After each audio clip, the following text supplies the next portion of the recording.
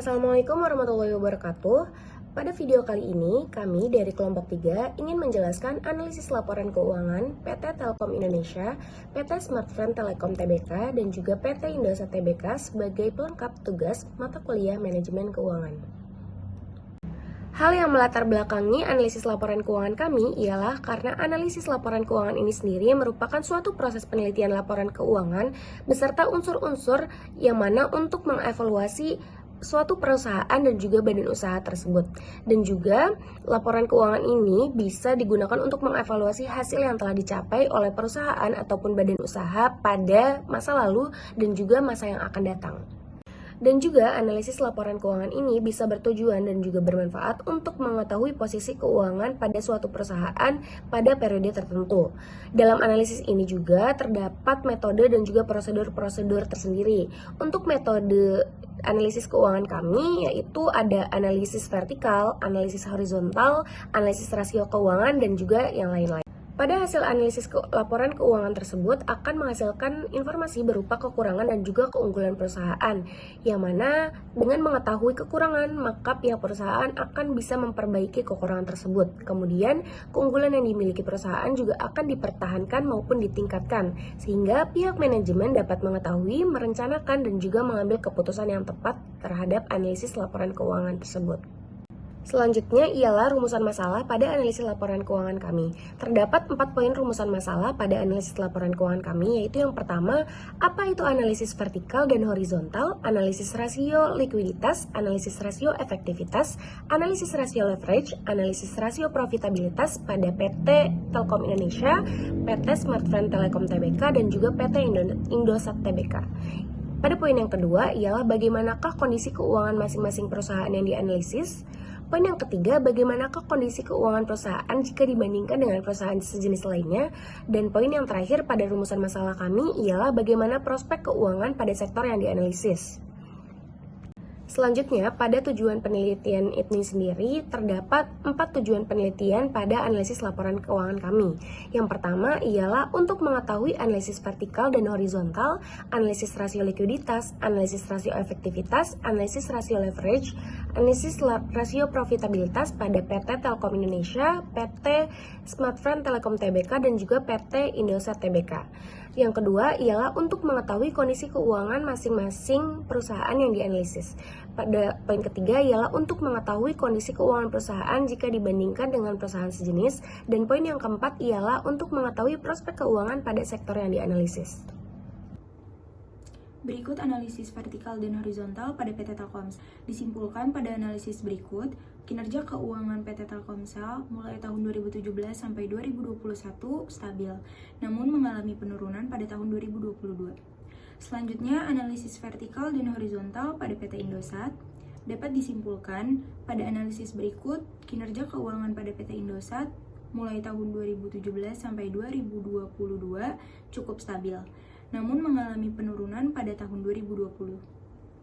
Selanjutnya, analisis vertikal dan horizontal pada PT Smartfren. Disimpulkan pada analisis berikut, kinerja keuangan pada PT Smartfren dari tahun 2017 sampai 2021 stabil, namun mengalami penurunan pada tahun 2022. Analisis likuiditas adalah analisis yang dilakukan dengan menghitung rasio likuiditasnya yang gunanya untuk mengukur sebuah perusahaan dalam memenuhi kewajiban keuangan dalam jangka pendek dengan menggunakan aset lancar. Jadi dapat disimpulkan berdasarkan analisis data likuiditas 3 perusahaan tersebut, dapat dikatakan bahwa PT Telkom Indonesia mengalami penurunan rasio di tahun 2018 dan mengalami peningkatan di tahun 2022. Sedangkan untuk PT Indosat mengalami penurunan di tahun 2019 dan mengalami peningkatan yang cukup tinggi di tahun 2021.